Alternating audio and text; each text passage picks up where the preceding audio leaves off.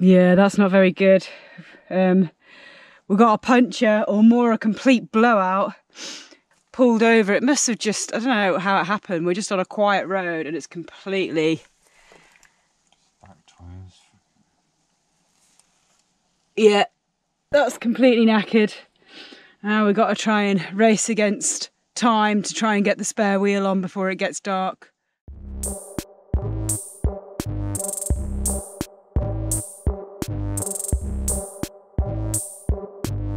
Morning. Yeah, we got a puncture. A real bad puncture. Yeah, we had to get the breakdown guy to come out. We couldn't fix it ourselves. It was dark. There was no street lights. We're in the middle of nowhere. So we just had to call up the 24-hour breakdown service. Perhaps if it was morning time, we might have managed ourselves. Really hard to get the wheel nuts off. We've got an issue with the spare tyre underneath. We didn't go to bed till 3 AM. Yeah, it took 2 hours or 3 hours maybe for him to arrive. So it was a bit of a mission, and it was really cold. The sky was clear, so it went really cold. It just wasn't very nice. He came out, he managed to get it off eventually. As you know, Vinny's an old van, so nothing's as easy as it should be. The spare wheel wasn't very easy at all to get out. It's got an arm that drops down and swings round, and then the tyre should just slide out. But there was a rusted bolt there and it was just a nightmare. The guy didn't have the proper tools. Luckily we did, surprisingly enough. The breakdown guy, I mean, he was a nice enough guy, but I mean, he was using his mobile phone as a torch, you know, 9 o'clock at night, 10 o'clock in fact by the time they got there. And he didn't have a torch. I mean, our torch isn't great, but at least we had one. As flashes, flickers. So it took longer to kind of get this off, and yeah, it was just a bit of a nightmare. We wouldn't have been able to do it on our own in the dark. And luckily we had phone reception, and I am thankful that the guy came out, even if it took longer than he should have done, but... Yeah, I mean, it was okay in the end. We ended up staying in this beautiful location afterwards. Go down a dirt track to get here, bit risky after the blowout. But it wasn't too bad, and yeah, woke up, didn't see it last night because it was pitch black. Woke up today and it's a lovely location.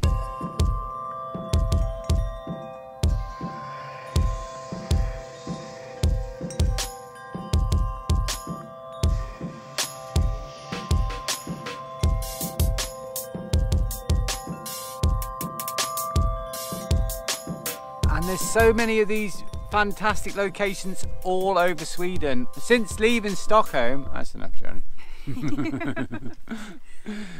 Since leaving Stockholm, we've driven down the coast. We're about an hour from a city called Kalmar, and Sweden's just full of these absolutely awesome lakes. And then if that wasn't enough, you've got this amazing coastline.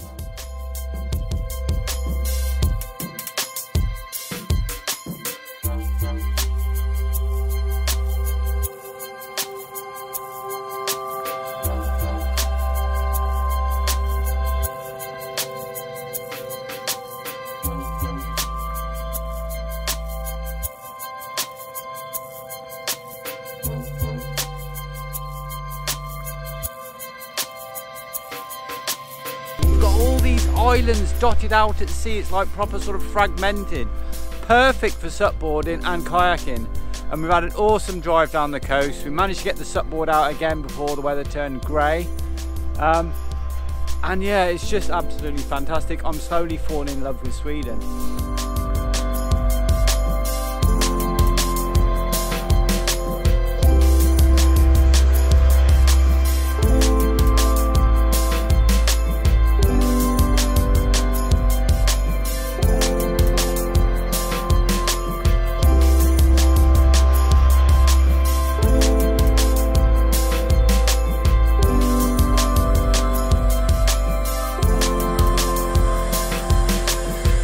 Now we're just outside the town of Oskarshamn. Just stayed by another beautiful lake, by another beautiful pine forest, and shortly we've got to head into town. Yes, as Nick just mentioned, Sweden is kind of, well, this area anyway, what we've seen is just fantastic. We 100% will be coming back here earlier in the season to do some supboarding. It's a supboard kayak paradise all along this coast, stretching north of Stockholm, actually all the way down what we've seen. I mean, it's just a shame, again, we're limited on time now and the weather has gone quite cold. But yes, definitely coming back. Charlie, come back. Charlie, quick, quick, come here. Not only have we been out on the supboard, but we've also got the bikes off. Done some nice little bike rides, been on some beautiful little walks. There's just so much to do in Sweden, on the water and on land.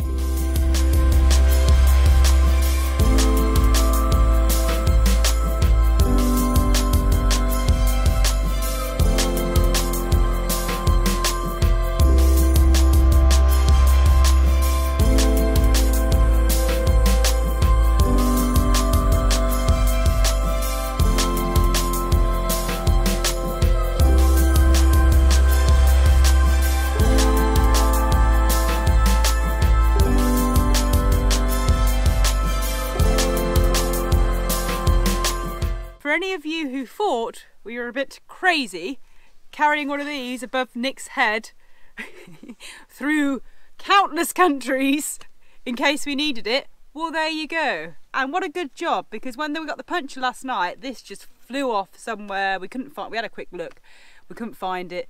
Without one of these on the wheel, the van looks rubbish. And this is why on the last trip we lost one. And then all of our photos of the van look rubbish. So this time we bought one.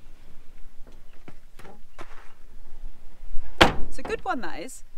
See, another great thing about Sweden is they've got these everywhere, dry toilets, or there's actually quite a lot of like proper toilets with hot water too. So they're really well equipped. These dry ones are great though. I mean, there's no smell or anything, you know, it's just composts away and does its thing. And it's a really great idea. It's all very clean everywhere. It's all lovely. I mean, obviously we're well out of season now. I don't know what it would be like in the summer to stay at places like this, because it might be a lot busier. But I mean, it's just beautiful. And there's so many places like this everywhere, all over the place. It's just fantastic.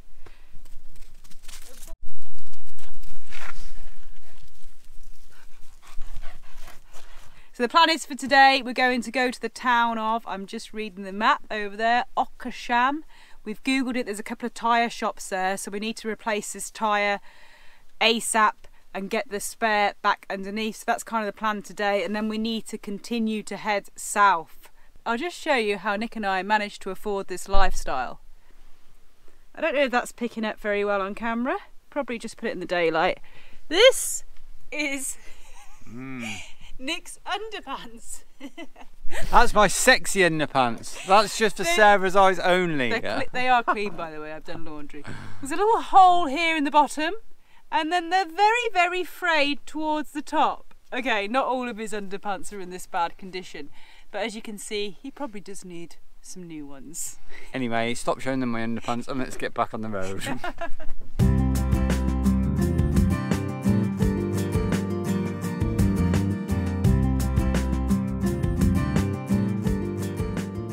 We are back in business. And just like that, the Explorers are go, go, go and back on the road. Yeah, all sorted in the space of a couple of hours really. So we're quite happy about that. Obviously, you expect to pay more in Scandinavia. We are in Sweden. It was the second place that we went to. And the total cost of the new tyre and the guys putting it on for us and putting the spare tyre, which is not easy at all. Yeah, it's very tricky. It did take quite a bit of time getting it back on. So the total cost was 1,400, which works out about £110 total, 125 euros. So obviously more than we would pay back home, but not too bad, and to get it done quickly. And we know now how to get our spare tyre off a lot easier than we knew before. So we're happy enough, and hopefully no more issues as we continue south.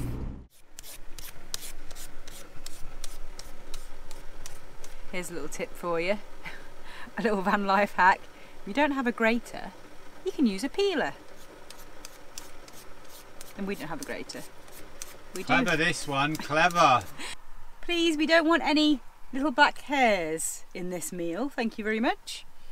Right, so we're having a quick starter before our main course because we're absolutely starving. We had one the other day when we were scraping the barrel for ingredients to put into a wrap, and we came up with this.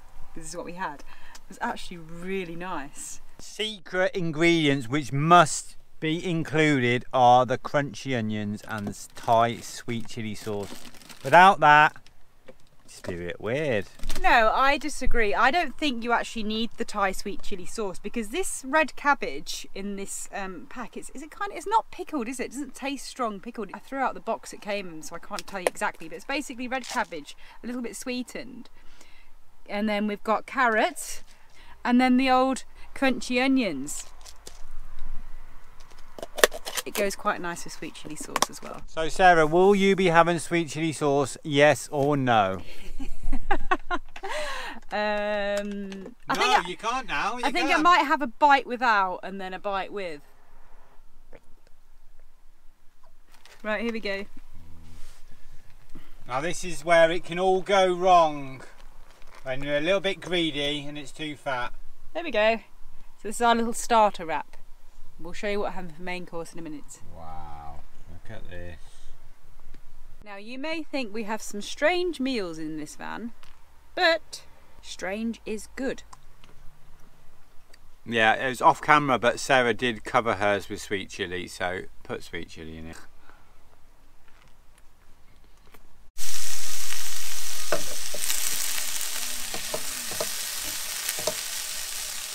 Yes, so we're having a little side dish of green beans, red onions and garlic with a little bit of olive oil.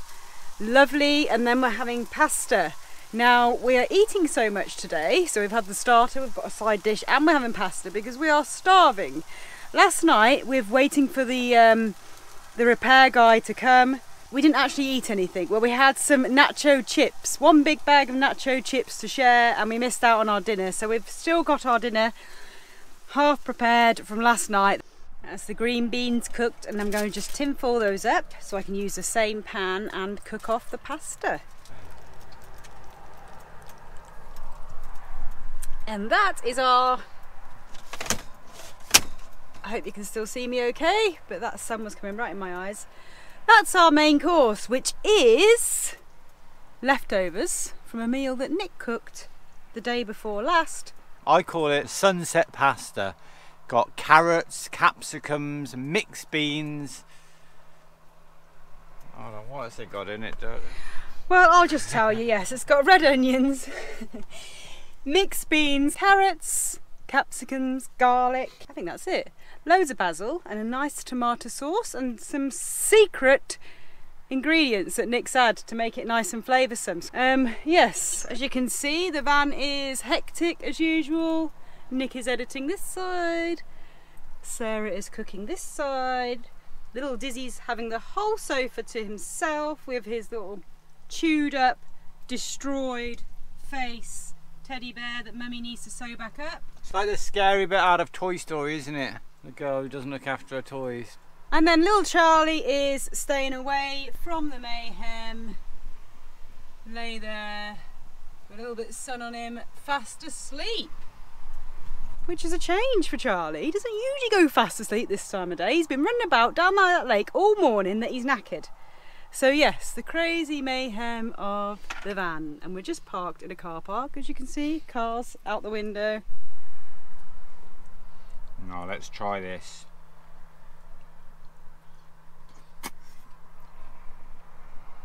Beautiful. Even if I did make most of it myself. See, it always tastes better food like the next day, or in this case, this is the day before yesterday, because that gives the chance for all those lovely flavours to sort of really soak up. Really nice, that is. So we're both exhausted now. I think I'm going to have to put a coffee on, get this vlog finished, and then have a little snooze in the back. So guys, we've come to the end of the world. No, we haven't, we're still in Sweden. We've come to a stone circle. Well, a stone calendar. Yeah, it's actually more of a boat shape, and it's a stone calendar. It's from 14,000 years old, so we're quite excited to have a little look. And this is how they knew what day it was, probably not exactly, way back before they invented the you know, the pin-up calendars. Yeah. Pretty impressive though, and the location it's in, it's just like on a piece of land sticking out, the winds come up, the clouds are here, it's quite epic scenery. Yeah, it's wild, and where we are is pretty much on the most southern tip of Sweden, I think. Put a map up now to show you, and this is what we have come across.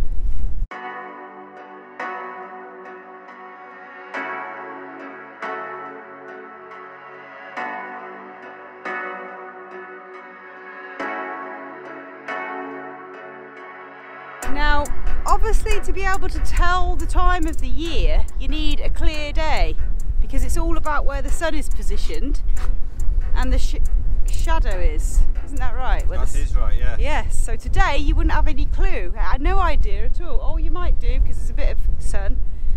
Charlie's enjoying it probably more than we are. He is rolling on the grass, by the way, and not one of the many cowpats that are surrounding us.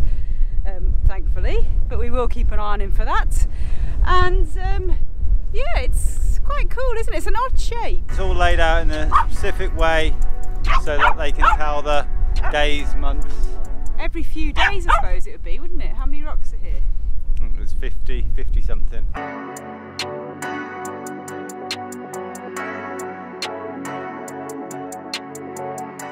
It's kind of like a mini Stonehenge, but completely different reasoning behind it. It's like a massive sundial. Quite cool thing to see, to imagine these rocks were placed here 1,400 years ago. You come to the end of a country, you look down, there's just cliff, and going out to a big open sea, feels like you're standing on the end of the world, especially when the weather is as it is.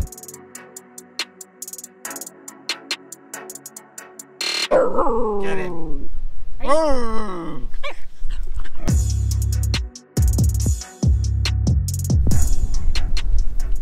Go on, Charlie. Come on. Go, go, go, go, go. Yeah, go, go, Charlie. Go, go, go, go. Go, go, go, go, go, go, go, go, go, go, go. One, go. One, go, go, go. Go on. Something's happened to Charlie. I don't know, like he's turned into a very strange creature who can only crawl and not walk and roll in poo.